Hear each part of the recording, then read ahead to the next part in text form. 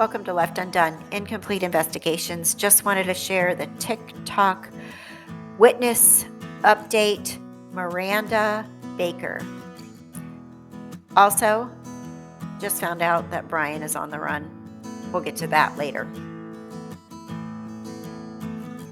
And on August 29th, my boyfriend and I picked up Brian at Grand Teton National Park at 5:30 at night at Coulter Bay.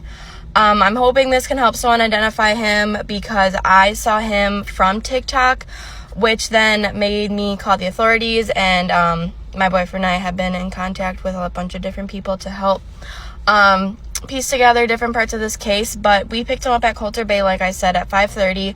He approached us asking us for a ride because he needed to go to Jackson, which we were going to Jackson that night. So I said, hop in. He hopped in the back of my Jeep. We then, proceeded to make small talk. But before he came in the car, he offered to pay us like $200 to give him a ride, like 10 miles. So that was kind of weird.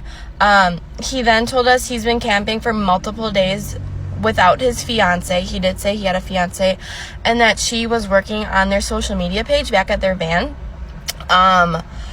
Then once, in conversation, I brought up, we're going to Jackson. He freaked out. He's like, nope, I need to get out right now. Pull over. So we pulled over at the Jackson Dam, which I don't know if you know Teton Park, but it's not very far from Coulter Bay. And if this does reach people, I can post pictures of exactly where we were. We picked him up and the whole route or whatever, and screenshots of the timestamps. We dropped him off at 6:09 p.m. on August 29th.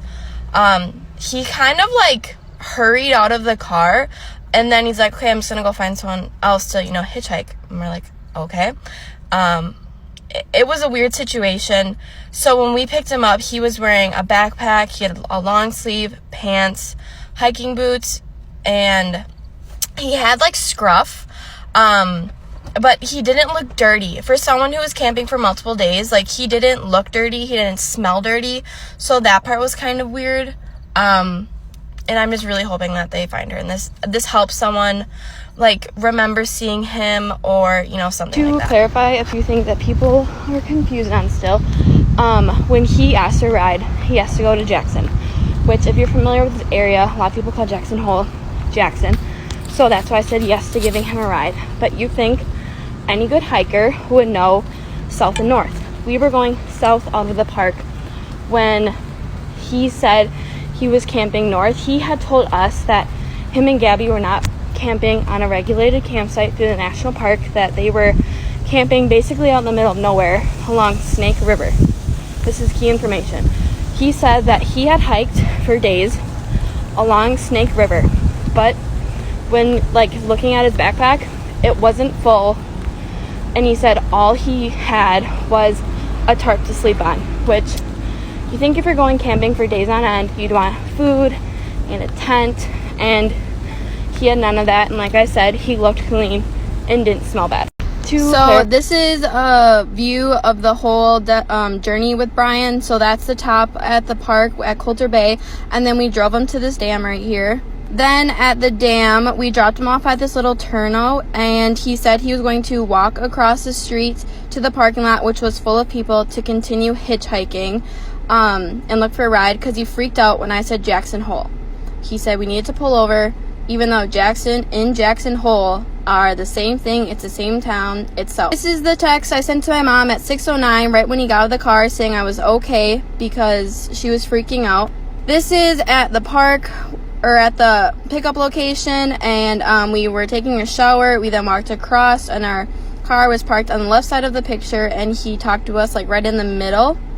And he was talking to my boyfriend the entire time, but I was the one actually talking, and he was not frantic, and he was very nice, very polite to us.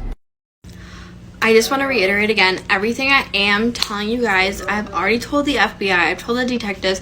I am actively in contact with these people who are on the case, so everything I have told you, they do know. I'm just putting this out here because I want to reach people who have maybe like seen him that day or have been in contact with him before or after my boyfriend were in contact with him. So this is when we picked him up. The exact time is 5:44. This is to my mom. We picked up a hitchhiker. She's obviously not very happy with me, and I now understand.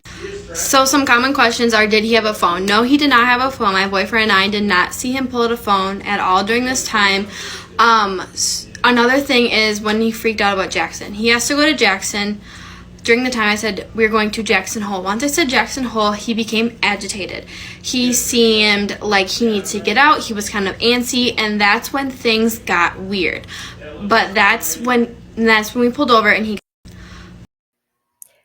And if this story isn't weird enough, another hero with the last name of Baker, too, from Florida, saw the van. Watch this.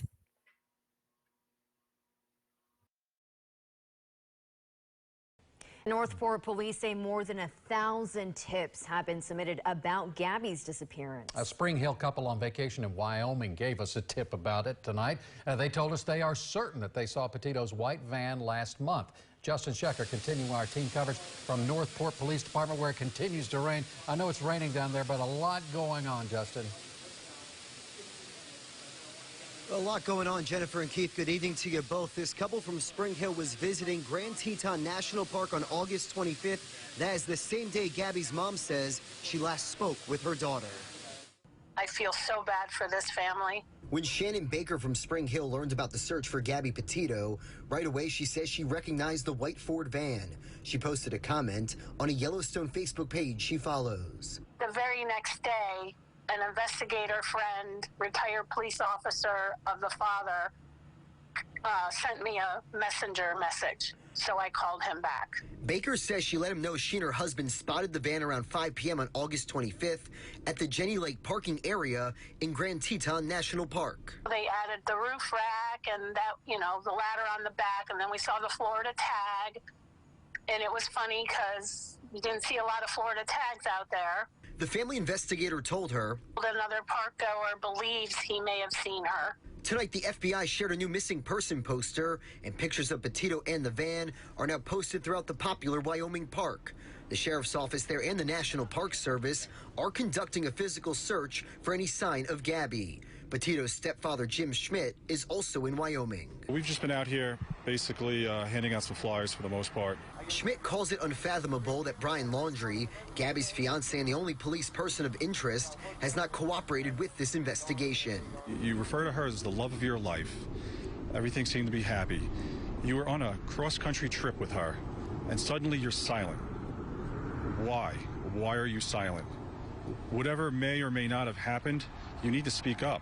Baker tells 8 on Your Side she hopes other park visitors come forward with tips that can help solve this mystery that's captivating the country. Somebody out there probably has something on their phone or their camera. They have to. There were so many people there. And while there was a lot of activity going on over at the Laundrie Home, it has been quiet tonight here at the Northport Police Department.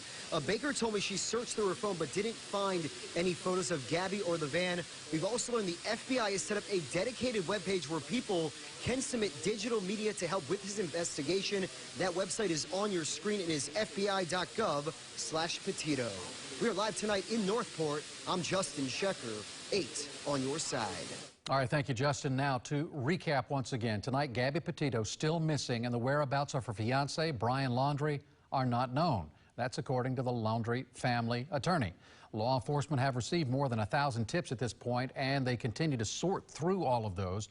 Anyone with information on this case, as Justin just mentioned there, should call the FBI tip line, 1-800-CALL-FBI, or you can go to tips.fbi.gov. News Channel 8 is dedicated to covering every aspect of this story, and you can stay with us on air and online for the very latest updates. I have so many thoughts on Brian and his family, and I hate being so judgmental, but this statement that Gabby's family put out is exactly right. All of Gabby's family wants the world to know that Brian is not missing. He is hiding. Gabby is missing. Time to come clean, Laundrie family. Truly is. This is heart-wrenching for these people. And if you're hiding your son, you're a piece of work, and you will get yours, because earthly karma is a thing. Thank you for watching Left Undone, Incomplete Investigations. I'm Kathryn.